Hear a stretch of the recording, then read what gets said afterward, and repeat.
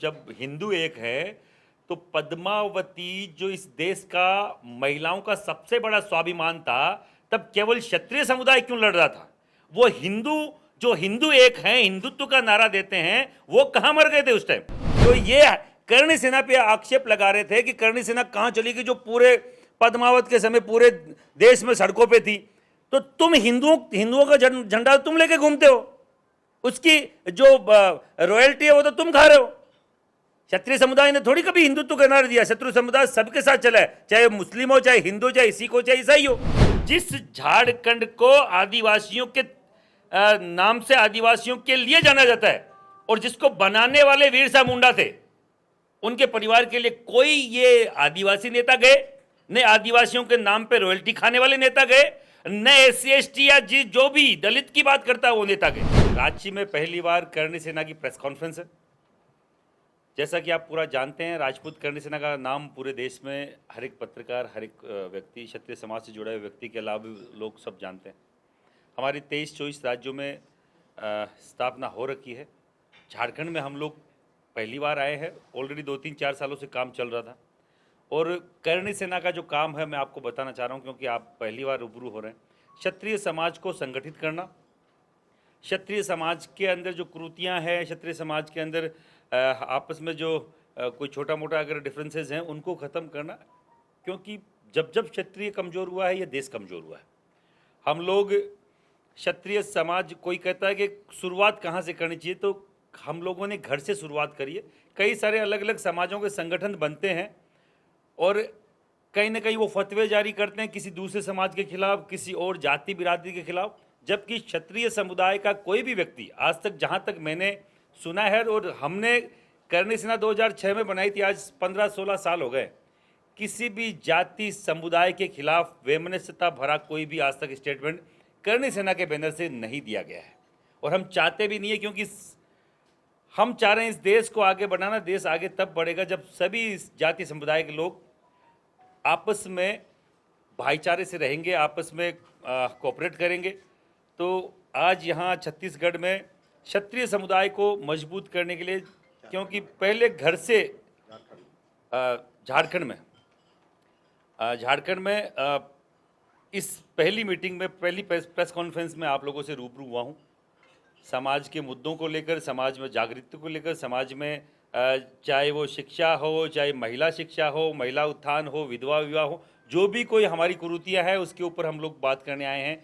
और उसके अलावा भी, जैसे कि अभी आरक्षण का जो मामला है, स्वर्ण समाजों को 10% का आरक्षण दिया गया। आपके यहाँ पे कई सारी बैरियर है आरक्षण में, 10% दे EWS में दिया तो गया है, पर वो आसानी से उपलब्ध नहीं हो पा रहा है अभी भी।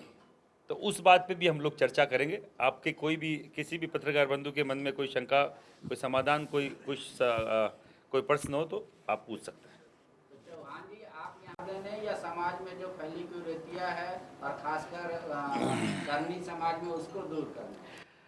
करणी सेना एक सामाजिक संगठन है और ये संगठन अगर समाज में फैलेगा तभी हम लोग जागरूकता ला पाएंगे। हम पहुंचेंगे नहीं तो जागरूकता आएगी कहाँ से? राजस्थान का ये बेस्ड एक संगठन है, राजस्थान बेस्ड है। राजस्थान से उसकी उत्पत्ति हुई है। स्वर्गीय कल्याण सिंह जी कालवी जो चंद्रशेखर सरकार में ऊर्जा मंत्री थे, उनके बेटे सबसे बड़े राजपूत समाज के नेता हमारे माननीय लोकेंद्र सिंह जी कालवी ने 2006 में करणी सेना बनाई थी और उनका ये संगठन है। और हमने काफ़ी सारे सालों तक केवल राजस्थान में काम किया, क्योंकि हम चाहते थे कि राजपूत समुदाय राजस्थान में खूब बड़ी संख्या में है। यहाँ तो राजपूत समुदाय, क्षत्रिय समुदाय 3-4% है, हमारे वहाँ 9-10% तक है। राजपूताना उसका नाम था। तो हम वहाँ से अगर बाहर निकले हैं तो हमारे समुदाय के लोगों को ये बताने और ये बाकायदा ये समझाने निकले हैं कि आप लोग क्या थे और क्या हो गए, हम लोगों ने क्या गलत किया है और हम क्या सही कर सकते हैं अपने आपस के सद्भाव बढ़ाकर क्षत्रिय समाज को आगे ले जाकर। तो आपका संगठन एक साथ होकर चुनाव में भी अपनी हिस्सेदारी और भागीदारी सुनिश्चित करेगा या सिर्फ सामाजिक काम को ही आगे बढ़ाएगा?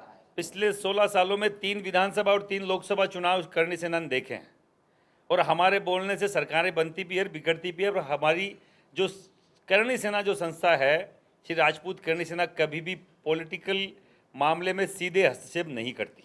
और कोई भी सरकारें अगर क्षत्रिय समुदाय के व्यक्ति को, चाहे वो राजनीतिक हो, चाहे वो प्रशासनिक हो, चाहे आम राजपूत हो, अगर कोई भी दमनकारी नीति अपनाती है तो हम लोग सड़कों पे आते हैं। और उसका काफ़ी वृहद रूप आप लोगों ने पद्मावत के समय और ऐसी कई सारी जगह आपने देखा होगा जिसमें पूरे देश में हम लोगों ने साल भर विरोध प्रदर्शन किए हैं। आप पृथ्वीराज चौहान के वंशज हैं और वर्तमान में सरकार जो केंद्र में बैठी है वो कह रही है कि अब ब्राह्मण, क्षत्रिय, राजपूत ये सब पे बात ना हो, सिर्फ हिंदुत्व पे बात हो। हिंदू एक है, ये जाति में ना बांटा जाए। मैं आपके द्वारा ही उन लोगों से पूछना चाह रहा हूं, जब हिंदू एक है तो पद्मावती जो इस देश का महिलाओं का सबसे बड़ा स्वाभिमान था, तब केवल क्षत्रिय समुदाय क्यों लड़ रहा था? वो हिंदू जो हिंदू एक हैं, हिंदुत्व का नारा देते हैं, वो कहां मर गए थे उस टाइम? जो आरएसएस जैसी संस्थाएं जिन्होंने बना रखी है, अभी करौली में अभी हिंदू समुदाय, हिंदू मान लीजिए, पर्टिकुलर हिंदुओं की कोई जाति पे हुआ होगा, अगर कोई मुस्लिम समुदाय ने पत्थरबाजी करी रामनवमी पे, तब वहां वो हिंदू समुदाय केवल राजपूत या करणी सेना को क्यों कोस रहा था? वो जो पेज बना रखे हैं तथाकथित लोग, जो मैं खुद आरएसएस का स्वयं सेवक रहा हूं, पर मुझे कहते हुए शर्म आ रही है कि अब पता ही नहीं वो कौन लोग उसको चलाते हैं, जो ये करणी सेना पे आक्षेप लगा रहे थे कि करणी सेना कहां चली गई, जो पूरे पद्मावत के समय पूरे देश में सड़कों पे थी। तो तुम हिंदुओं का झंडा तुम लेके घूमते हो, उसकी जो रॉयल्टी है वो तो तुम खा रहे हो। क्षत्रिय समुदाय ने थोड़ी कभी हिंदुत्व का नारा दिया। शत्रु समुदाय सबके साथ चला है, चाहे मुस्लिम हो, चाहे हिंदू, चाहे सिख हो, चाहे ईसाई हो। क्षत्रिय के लिए तो इस देश महान, ये देश प्रथम होना चाहिए, जातिवाद में। हिंदुत्व का अगर वो जो नारा दे रहे हैं, पहले अपनी गिरबान में झांकें कि जब क्षत्रियों की बात आती है तब हिंदुत्व नहीं आता क्या कहीं पे? एक मामला आया था, मैंने राजस्थान में पढ़ा था, उनकी पोती यहाँ पे बीए कर रही थी, शायद ग्रेजुएशन कर रही थी, और बाजार में बैठ के सब्जी बेचने को मजबूर थी। और मैं आपको ये कहते हुए मुझे भी थोड़ा बुरा लग रहा है कि जिस झारखंड को आदिवासियों के नाम से आदिवासियों के लिए जाना जाता है, और जिसको बनाने वाले वीर साहब मुंडा थे, उनके परिवार के लिए कोई ये आदिवासी नेता गए, न आदिवासियों के नाम पे रॉयल्टी खाने वाले नेता गए, न SC/ST या जो भी दलित की बात करता है वो नेता गए। अगर कोई गया तो करणी सेना गया, करणी सेना गई थी, श्री राजपूत करणी सेना, अमित सिंह हमारे जो यहाँ के प्रभारी है झारखंड के, और इनकी पूरी टीम, और उनको आर्थिक सहायता दे के आई, चाहे वो 1 रुपया हो, चाहे 1 लाख रुपये हो, मैं ये पैसा नहीं बताना चाह रहा, पर हम लोग आर्थिक सहायता दे के आए थे। तो करणी सेना ये नहीं है कि सामाजिक संगठन है तो हम किसी और समुदाय के साथ गलत हो रहा है। जिनके कारण से पूरे स्टेट को जाना जा रहा है, उनके ऊपर केवल राजनीति करते हैं ये लोग, और ये हमें पूछ रहे हैं कि हिंदुत्व क्या है? वीर साहब मुंडा हिंदू नहीं थे क्या? क्या आदिवासी है केवल? लास्ट में मूल तो कहीं हिंदुत्व पे आती होगी, और ये सब बकवास बातें हैं। मैं केवल बोलना चाह रहा हूं, किसी भी समुदाय के ऐसे कुरुई पुरोधा के लिए उनके इतिहास को खंडित करने का, या उनके जो अभी के जो पूर्वज उनके जो है, अगर उनके ऊपर विपदा आएगी, जैसे अभी आपके बिहार, और अभी पहले ये पूरा क्षेत्र बिहार का क्षेत्र हुआ करता था, वहां के सबसे बड़े स्वतंत्रता सेनानी बाबू वीर कुंवर सिंह जी के परपोत्र बबलू सिंह को पीट के पुलिस के द्वारा मार दिया जाता है। 23 अप्रैल को अमित शाह और राजनाथ सिंह जी आ रहे हैं। मैं आपके माध्यम से उनसे भी पूछना चाह रहा हूं, आप क्या खीर खाने आ रहे हो क्या? उसके उस हत्यारों को पहले तो वो फांसी की सजा सुनाओ। क्या बाबू वीर कुंवर सिंह जी ने अपना बलिदान इसलिए दिया था कि तुम जैसे नेता आएंगे और उनके पोते पड़पोत्र को तुम लोग प्रशासन से लाठी भाटा करवा के मरवा दोगे? और उसका जुर्म क्या था कि उसने 2 पैक ले रखे थे, और बिहार में दारू अलाउ नहीं है, जबकि बिहार में आसपास के झारखंड, छत्तीसगढ़ से 3 गुना 5 गुना ज्यादा दारू की खपत हो रही है।